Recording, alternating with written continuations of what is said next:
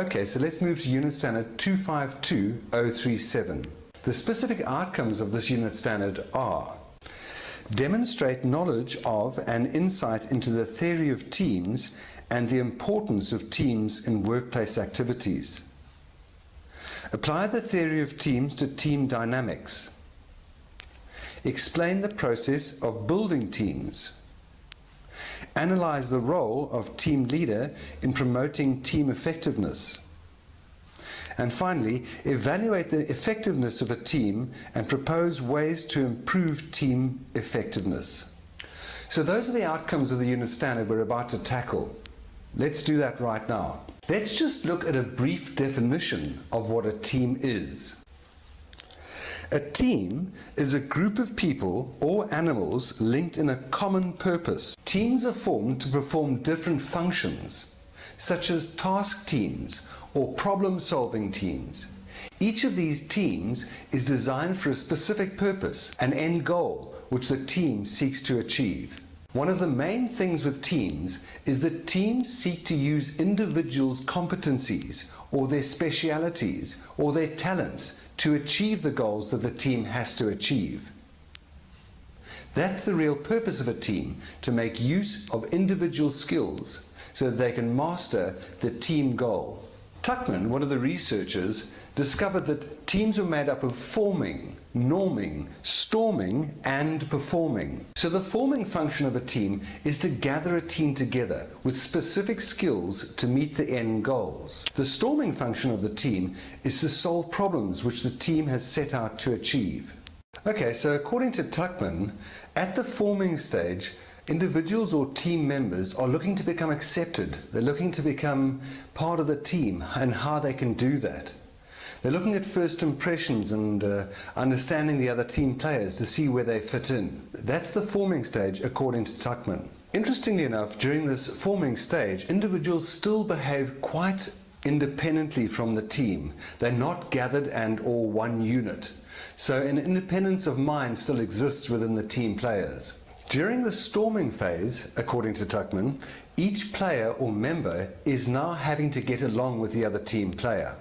They're now faced with the problems and how to solve those problems to better the team and to meet the objectives of the organization or the goal that's been set for them. Tolerance here is an important factor. Team members need to understand each other and to give each other leeway. Each team member wants to feel a little bit of independence and the ability to be creative here. And so, as Tuckman says, it's important each team member is given a bit of tolerance from the other members. Not every team moves beyond this stage, but it is an important phase, the storming phase. And then we get to the norming phase, and the norming phase is where the goals have been identified and each team member is willing to pull in the same direction. They understand their role and are starting to perform as a team. During the performing stage, as Tuckman puts it, each team member now contributes towards the fulfillment of goals. At this stage, the team begins to perform and meet the expectations that they've set themselves onto. Each team player, individually selected, is now competent at the work he's doing and is now able to contribute towards meeting the team's goals. During the storming phase, there's likely to be conflict. Now, conflict can be one of two things. It can either be constructive or it can be destructive. Constructive conflict seeks to improve individuals, to encourage them and to grow their morale.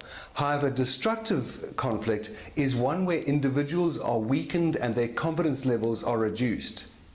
So a team leader is looking to enhance team players, to create constructive conflict so that problems can be solved and that individuals are raised and are confident to do the work they set out to do.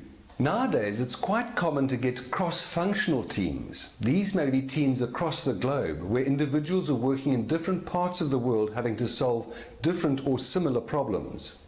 Let's take a look at some of the advantages and disadvantages of these types of teams.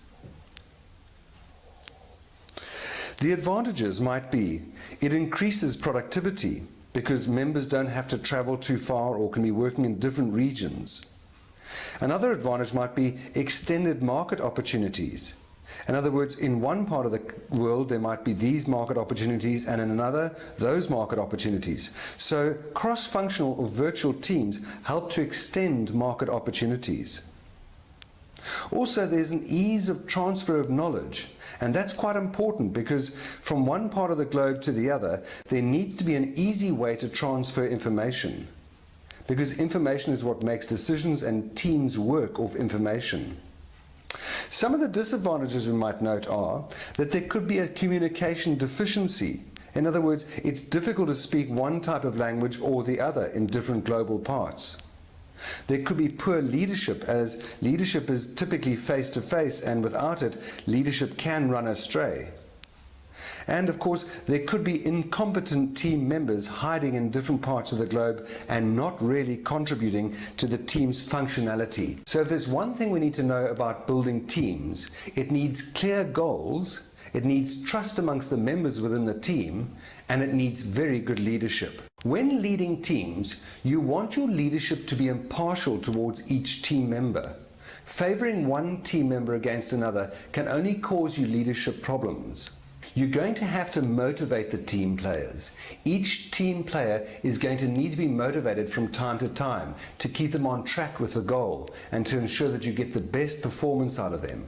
Of course, team leadership also means mentorship, and it's likely that team players below you are going to want to see you as their leader and expect you to lead them, which means they'll want to follow and be mentored by you. You're going to want to bring the team together, have a cohesive way about it, and of course ensure that the team meets its goals and you give them regular feedback on their progress along the way. Some common types of leadership styles might be autocratic, for example. The autocratic leader is one who makes decisions on behalf of the team. He doesn't really let the team get involved in the decision-making process. Decisions are often made quickly and can often lead to morale issues within the team. Democratic leaders, on the other hand, allow each member to talk, to have their say, input into the decision-making of the team. This is possibly the most common way of leading nowadays, because more brains can think better than one, for example.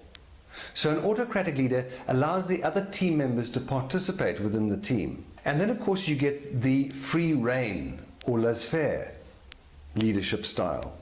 In this leadership style, the members of the team are given free rein to do what they want and make the decisions they want, so long as they come out with the outcome of the team. And that is to meet the goal of the team. This isn't so common nowadays because laissez-faire or free rein isn't so easy to monitor, control, or to provide leadership for. The most common type of leadership style today is the autocratic leadership style. Any team and leadership requires an action plan. Action plans ensure that the team is moving forward towards the common goal. An action plan has to include what has to be done, by who, and by when.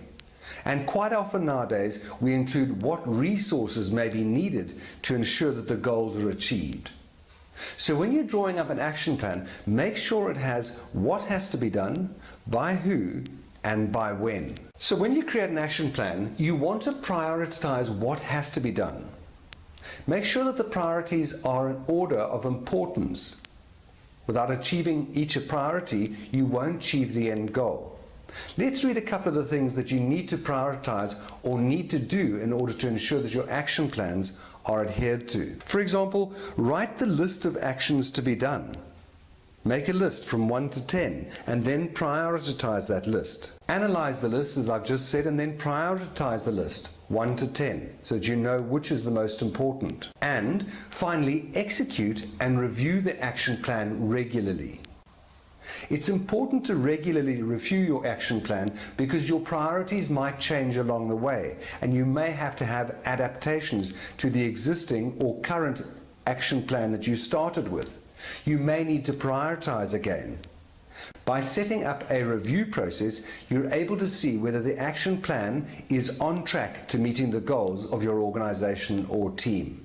So just to summarize, when we look at teams, we look at individuals. We look at individuals with individual talents. Those talents need to be nurtured and well placed within the team. That requires leadership. And it's the leadership style which ensures that the team performs at its optimal performance levels. You're going to want to ensure that your team has an action plan, has something to do and when to do it by. Watching and reviewing the action plan will ensure that your team meets the objectives and goals of your team. I'm Graham Ward, and thank you for watching this video. I'll see you at the next Unit Standard.